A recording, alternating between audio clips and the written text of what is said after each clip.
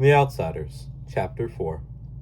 The park was about 2 blocks square with a fountain in the middle and a small swimming pool for little kids. The pool was empty now in the fall, but the fountain was going merrily. Tall elm trees made the park shadowy and dark.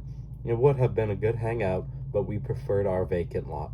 And the shepherd outfit liked the alleyways down by the tracks, so the park was left to lovers and little kids. Nobody was around at 2:30 in the morning, and it was a good place to relax and cool off. I couldn't have gotten much cooler without turning into a popsicle. Johnny snapped up his jeans jacket and flipped up the collar. "Ain't you about to freeze to death, Pony?" "I ain't a wolfin'," I said, rubbing my bare arms between drags on my cigarette. I started to say something about the film of ice developing on the outer edges of the fountain when a sudden blast from a car horn made us both jump. The blue Mustang was circling the park slowly. Johnny swore under his breath, and I muttered, "What do they want? This is our territory.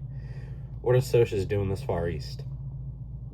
Johnny shook his head. "I don't know, but I bet they're looking for us. We picked up their girls." "Oh, glory," I said, with a groan. "This is all I need to top off a perfect night." I took one last drag of my weed and ground the stub under my heel. "Want to run for it?" "It's too late now," Johnny said. "Here they come." 5 Socias were coming straight at us, and from the way they were staggering, I figured they were real and pickled. That scared me. A cool, deadly bluff could sometimes shake them off, but not if they outnumbered you 5-2 and were drunk. Johnny's hand went to his back pocket, and I remembered his switchblade. I wished for that broken bottle. I'd sure show them I could use it if I had to. Johnny was scared to death. I mean it. He was as white as a ghost, and his eyes were wild-looking, like the eyes of an animal in a trap. We backed against the fountain, and the Socias surrounded us. The smell so heavy of whiskey and English leather that I almost choked. I wished desperately that Dairy and Soda would come along hunting for me. The 4 of us could handle them easily, but no one was around, and I knew Johnny and I were going to have to fight it out alone. Johnny had a blank, tough look on his face. You'd have to know him to see the panic in his eyes. I stared at the Socias coolly. Maybe they could scare us to death, but we'd never let them have the satisfaction of knowing it. It was Randy and Bob and the other 3 other Socias. They recognized us. I knew Johnny recognized them. He was watching the moonlight glint off of Bob's rings with huge eyes. "Hey, what do you know?" Bob said unsteadily. "Here's the little greasers that picked up our girls." "Hey, greasers." "You're out of your territory," Johnny warned in a low voice. "You better watch it." Randy swore at us, and they stepped in closer. Bob was eyeing Johnny. "Nup, pal, you're the ones who'd better watch it. Next time you want to pick up one of your own dirt." I was getting mad. I was hating them enough to lose my head. "You know what a greaser is?" Bob asked. "White trash with long hair." I felt the blood draining from my face. I've been cussed out and sworn at, but nothing ever hit me like that did. Johnny Cake made a kind of gasp, and his eyes were smoldering. "You want to know what a Socia is?" I said, my voice shaking with rage. "White trash with Mustangs and Madras." And then, because I couldn't think of anything bad enough to call them, I spit at them. Bob shook his head, smiling slowly. "You could use a bath, greaser, and a good working over. We've got all night to do it. Give the kid a bath, David." I ducked and tried to run for it, but Soch caught my arm and twisted it behind my back and shoved my face into the fountain. I fought, but the hand at the back of my neck was strong, and I had to hold my breath. I'm dying, I thought, and wondered what was happening to Johnny. I couldn't hold my breath much any longer. I fought again, desperately, but only sucked in water. I'm drowning, I thought. They've gone too far. A red haze filled my mind, and I slowly relaxed. The next thing I knew, I was lying on the pavement beside the fountain, coughing water and gasping. I lay there weakly, breathing in air and spitting out water. The wind blasted through my soaked sweatshirt and dripping hair. My teeth chattered uneasily, and I couldn't stop them. I finally pushed myself up and leaned back against the fountain, the water running down my face, and then I saw Johnny. He was sitting next to me, one elbow on his knee, and staring straight ahead. He was a strange greenish white, and his eyes were huger than I'd ever seen them. "I killed them," he said slowly. I killed that boy." Bob, the handsome Soc, was lying there in the moonlight, doubled over and still. A dark pool was growing from him, spreading slowly over the blue-white cement. I looked at Johnny's hand. He was clutching his switchblade, and it was dark to the hilt. My stomach gave a violent jump, and my blood turned icy. "Johnny," I managed to say, fighting the dizziness. I think I'm gonna be sick." "Go ahead," he said in the same steady voice. "I won't look at you." I turned my head and was quietly sick for a minute. Then I leaned back and closed my eyes so I wouldn't see Bob lying there. "This can't be happening. This can't be happening. This can't be. You really killed him, huh, Johnny?" "Yeah." His voice quavered slightly. I had to. They were drowning you, Pony. They might have killed you. And they had a blade. They were gonna beat me up." "Like," I swallowed, "like they did before?" Johnny was quiet for a minute. "Yeah," he said, "like they did before." Johnny told me what had happened. They had ran when I stabbed him. They all ran. And panic was rising in me as I listened to Johnny's quiet voice go on and on.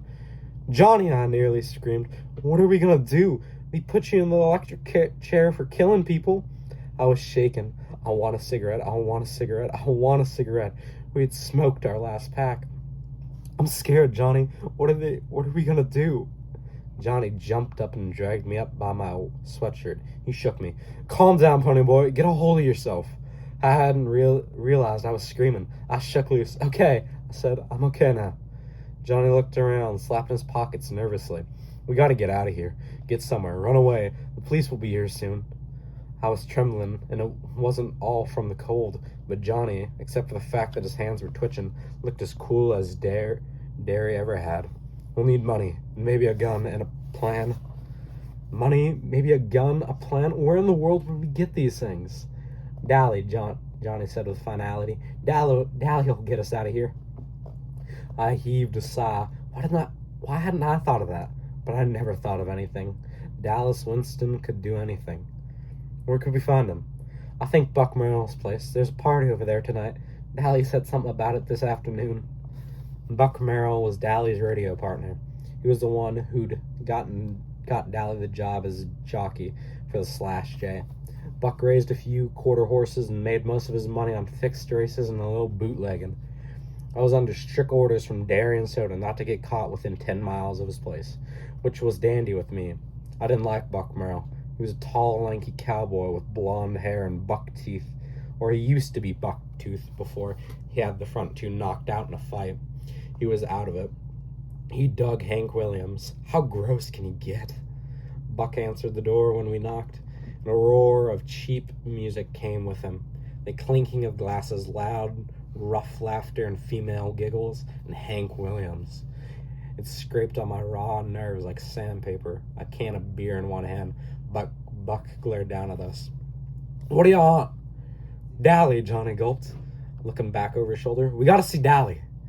"He's busy," Buck snapped, and someone in his living room yelled, "Aha!" and then "Yeehaw!" and the sound of it almost made my nerves snap. "Tell him it's Pony and Johnny," I commanded. I knew Buck, and the only way he could get anything from him was to bully him. I guess that's why Dallas could handle him so easily. Although Buck was in his mid-20s and Dally was 17. "He'll come." Buck glared at me for a second and then stumbled off. He was pretty well crocked, which made me apprehensive if Dally was drunk and in a dangerous mood.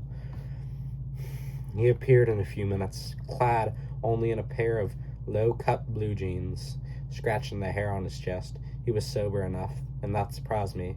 Maybe he hadn't been there long. "Okay, kids, what do you need me for?" Johnny told him the story. I studied Dally, trying to figure out what there was about this tough-looking hood that a girl like Cherry Valance could love. Tow-headed and shifty-eyed, Dally was anything but handsome.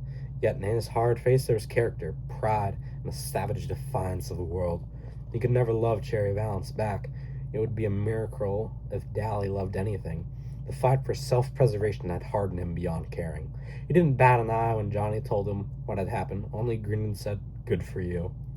When Johnny had told him how he had knifed the Soch, finally Johnny finished. "We figured you could get us out if anyone could. I'm sorry we got you away from the party." "Oh, shoot, kid." Dally glanced contemptuously over his shoulder. "I was in the bedroom." He suddenly stared at me. "Glory, but yours can get red, pony boy." I was remembering what usually went on in the bedrooms at Buck's parties, and Dally grinned in an amused realization. "Wasn't anything like that, kid. I was asleep. Or trying to be, with all this racket." "Hank Williams." He rolled his eyes and added a few adjectives after Hank Williams. "Me and Shepard had a run-in, and I cracked some ribs. I just needed a place to lay over." He rubbed his side ruefully. "Old Tim can sure pack a punch. He won't be able to see out of one eye for a week." He looked us over and sighed. "Well, wait a second. I'll see what I can do about this mess." Then he took a good look at me. "Pony boy, you wet?" Yes," I stammered through chattering teeth. "Glory, hallelujah." He opened the screen door and pulled me in, motioning for Johnny to follow. "You'll die of pneumonia before the cops ever get to you." He half dragged me into the empty bedroom, swearing at me all the way. "Get that sweatshirt off." He threw a towel at me. "Dry off and wait here." At least Johnny got his jeans jacket. You ought to know better than to run away in just a sweatshirt, a wet one at that. Don't you ever use your head?" He sounded so much like Darius stared at him. He didn't notice and left us sitting on the bed. Johnny lay back on it. Wish I had me a weed. My knees were shaking. As I finished drying off, sitting there in my jeans, Dally appeared after a minute. He carefully shut the door. "Here."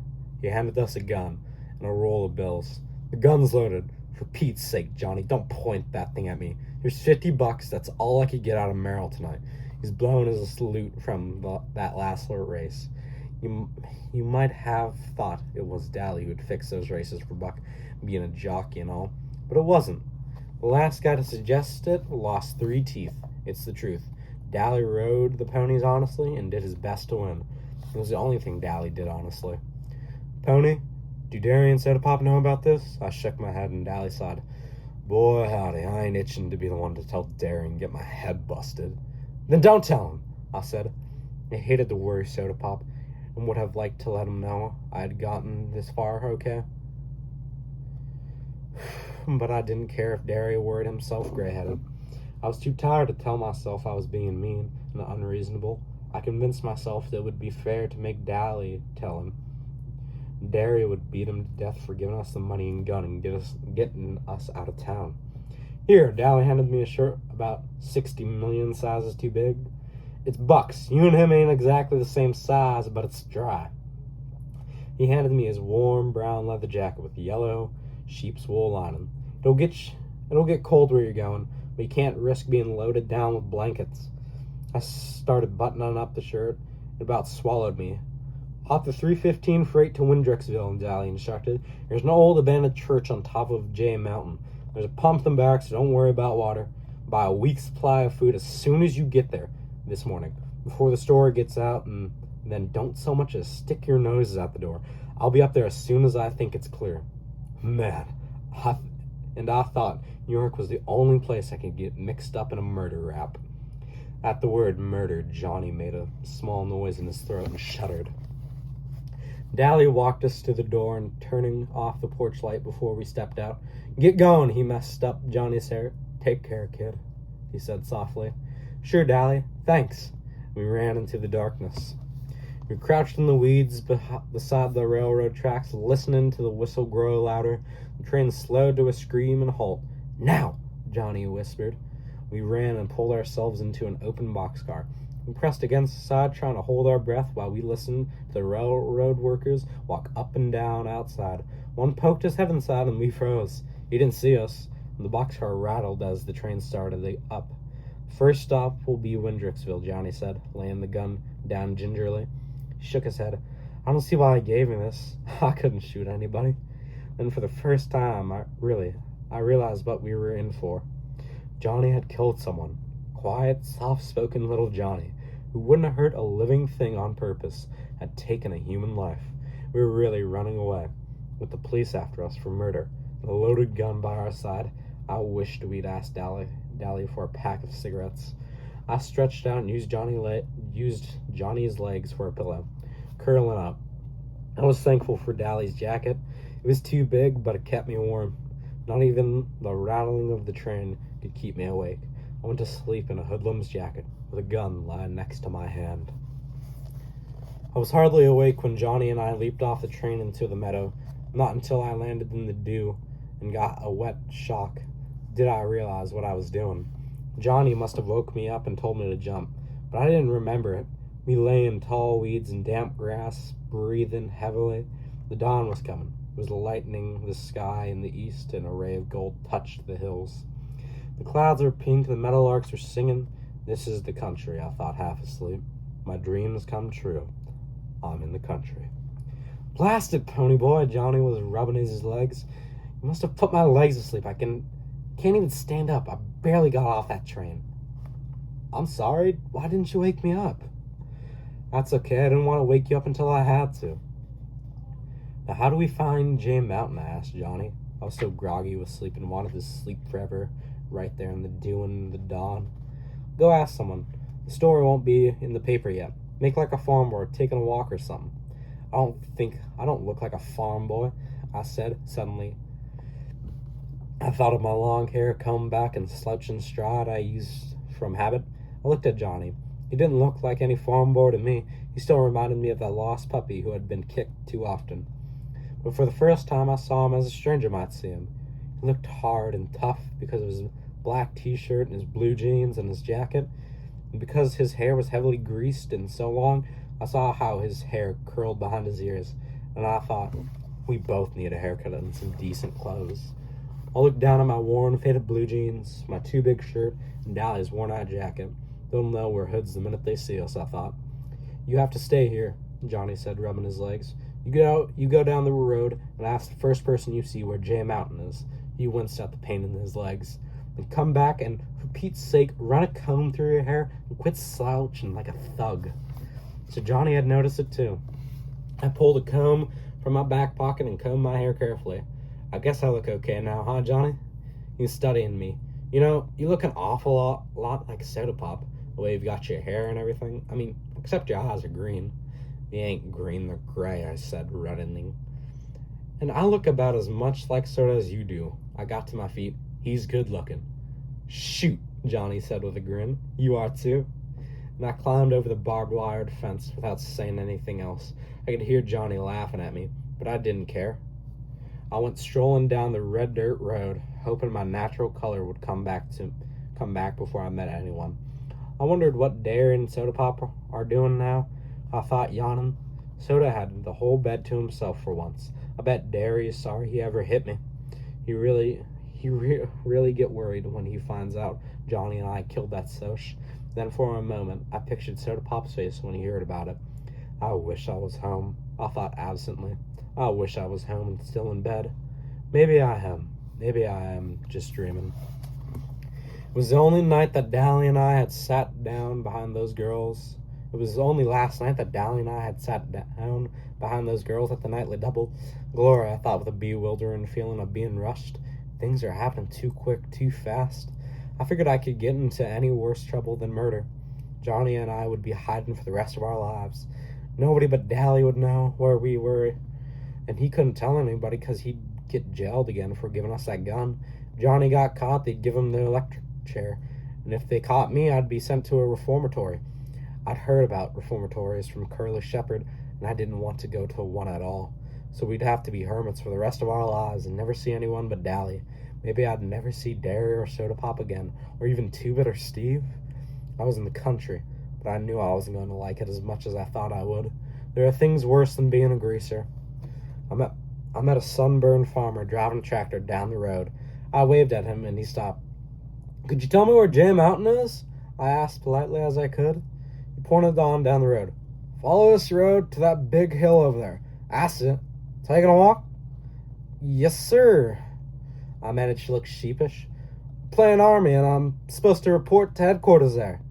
I can laugh so easily that it spooks me sometimes. Soda says it comes from reading so much, but then Two-Bit lies all the time and he never opens a book.